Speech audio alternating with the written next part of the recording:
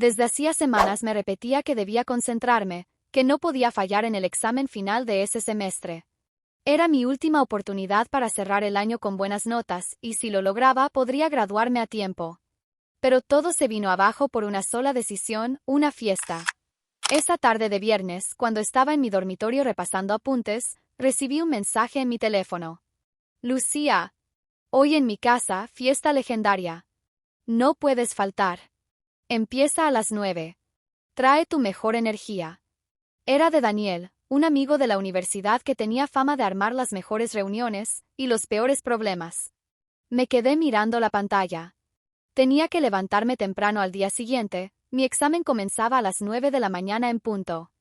Sin embargo, una parte de mí decía, un par de horas no harán daño. Solo iré un rato, socializo un poco y vuelvo. Gran mentira.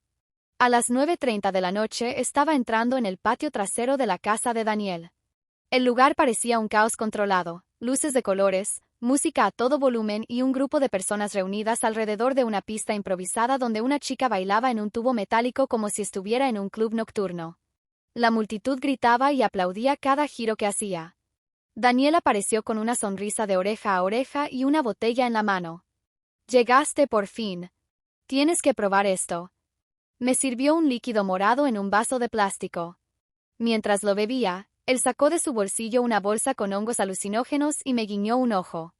¿Quieres llevar la noche a otro nivel? Vamos al cobertizo.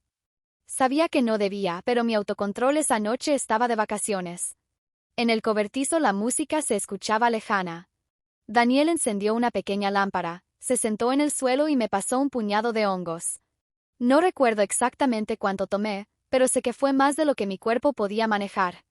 En menos de una hora, el mundo comenzó a distorsionarse. Colores intensos, sonidos deformados, mi respiración acelerada. Sentí que el aire se me escapaba del pecho y un ataque de ansiedad me golpeó con toda su fuerza. Me desplomé sobre el piso de madera. Respira. Respira, Lucía. Alguien gritó antes de que sintiera las manos presionando mi pecho en un intento de reanimarme. Fue entonces cuando, de manera inexplicable, mi mente se aclaró. Una voz interior me dijo, nada de esto importa, tú controlas todo. Y como si fuera cierto, mi ansiedad desapareció. Me incorporé lentamente, con una calma extraña. En ese momento recordé a la chica del tubo.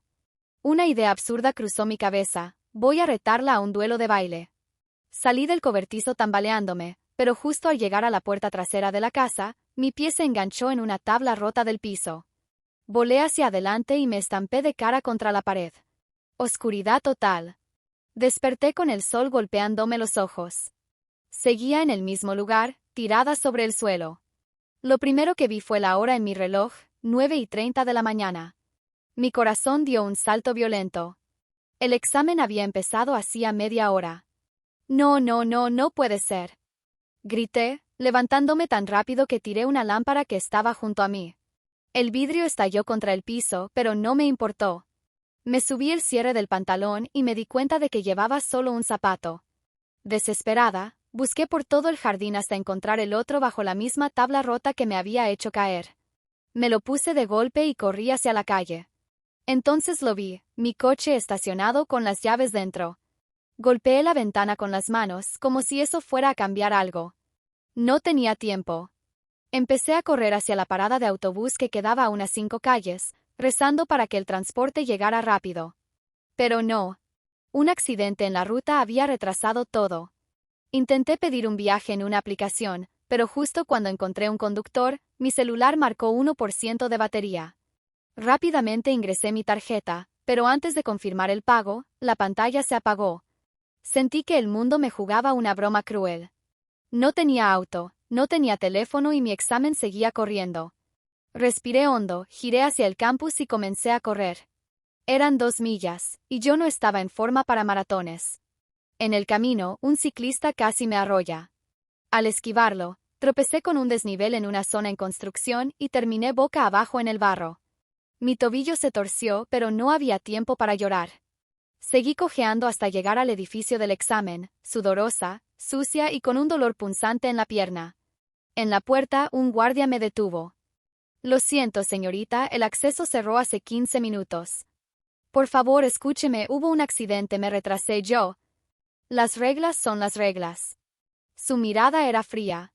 No había compasión en su voz. Me di media vuelta sin siquiera recordar cómo regresé a casa.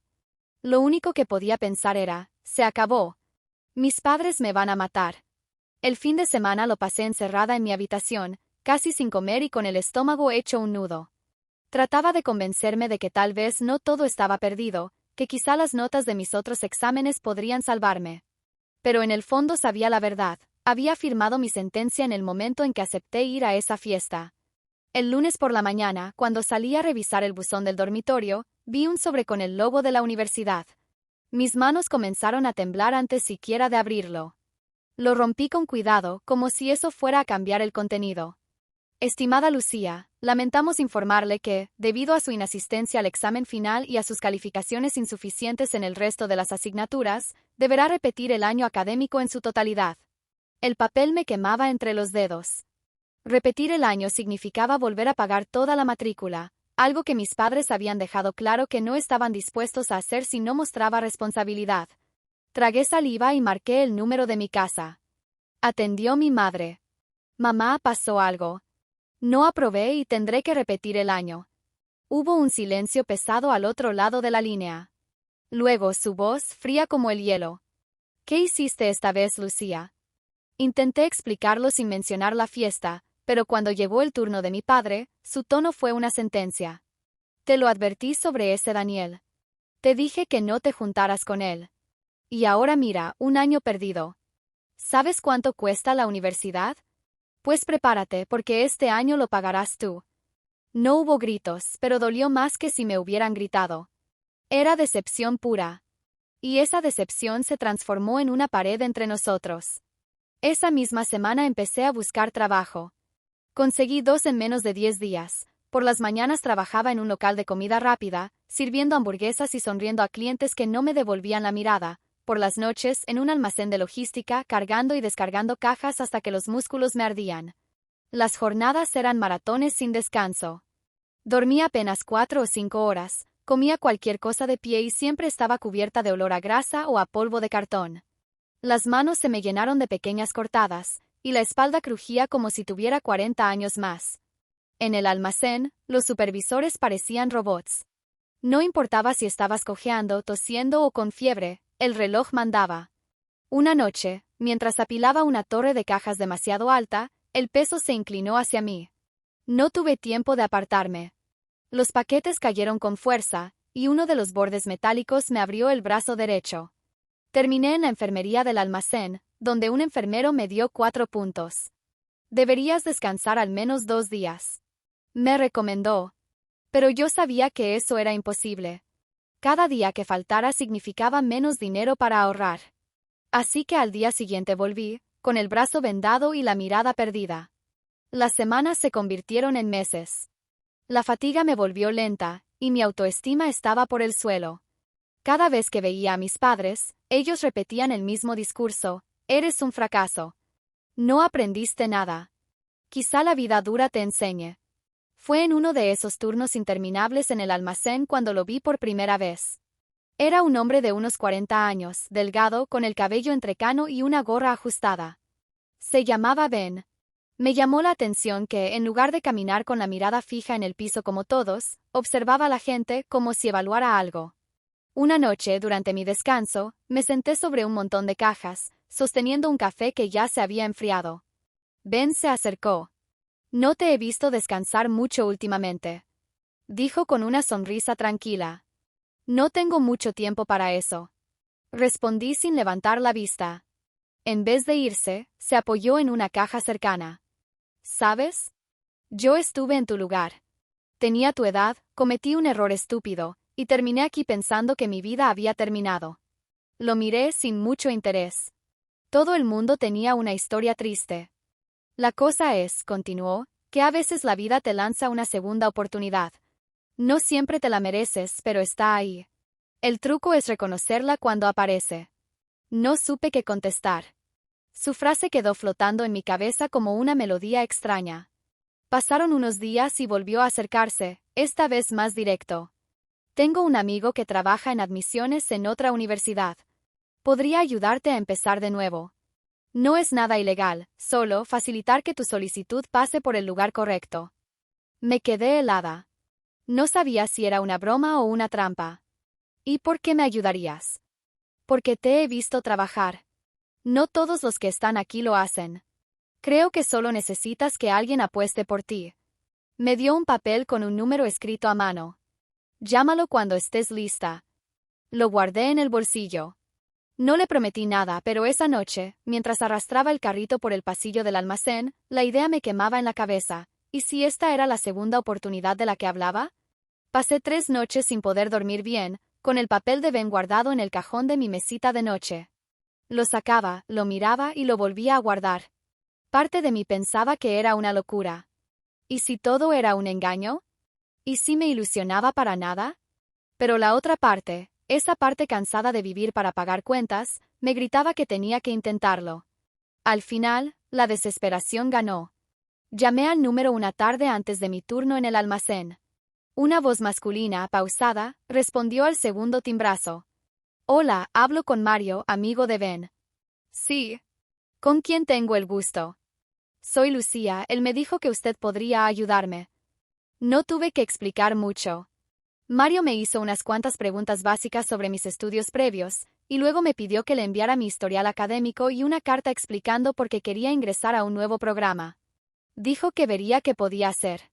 No me prometió nada, pero en su tono había seguridad, como si ya supiera que el resultado sería positivo. Una semana después, recibí un correo electrónico con el asunto, admisión aprobada. Me quedé mirándolo, incrédula. Era real. Mario había conseguido que me aceptaran en una universidad más pequeña, pero con un programa flexible que permitía tomar clases nocturnas. La matrícula era menos de la mitad de lo que costaba mi universidad anterior.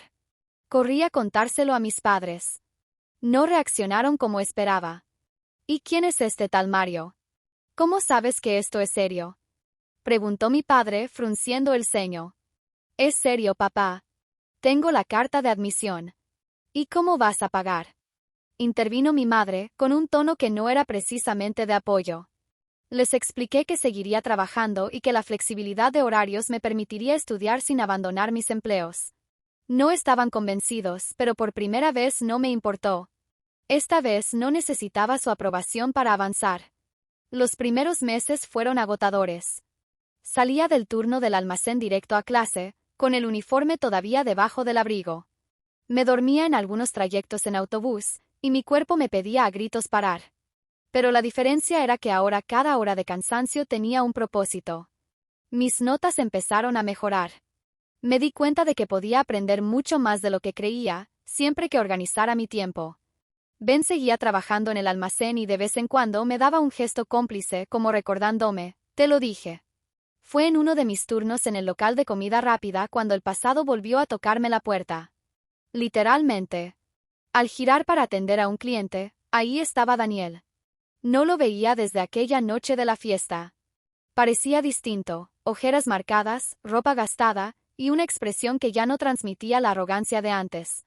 Lucía, wow. Hace siglos. Dijo, medio incómodo. Charlamos unos minutos. Me contó que había dejado la universidad poco después de aquella fiesta. Había intentado trabajar con su padre en un taller mecánico, pero no le iba bien.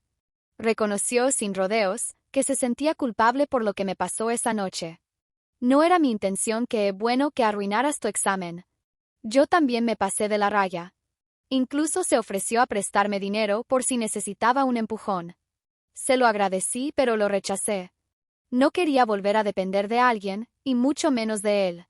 Nos despedimos sin rencores, pero la conversación me dejó pensando, si no hubiera aceptado la ayuda de Ben, tal vez mi vida sería como la suya o peor.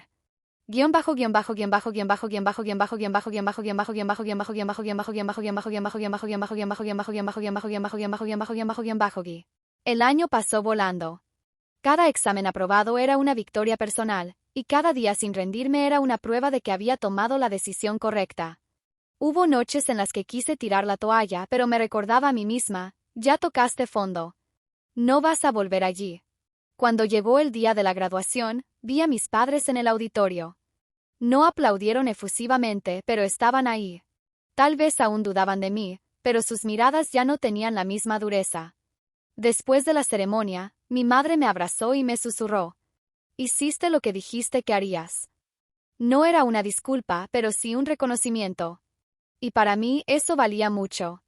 Al final entendí que las segundas oportunidades no llegan envueltas en papel brillante. A veces vienen disfrazadas de trabajo duro, de decisiones que dan miedo, o de un desconocido que cree en ti cuando tú ya no lo haces. Yo casi arruiné mi vida por una noche de diversión sin control, pero también la salvé gracias a la determinación de no quedarme en ese error. Y ahora, cada vez que pienso en esa noche, no siento vergüenza. Siento gratitud. Porque sin ese desastre, nunca habría aprendido de que soy realmente capaz.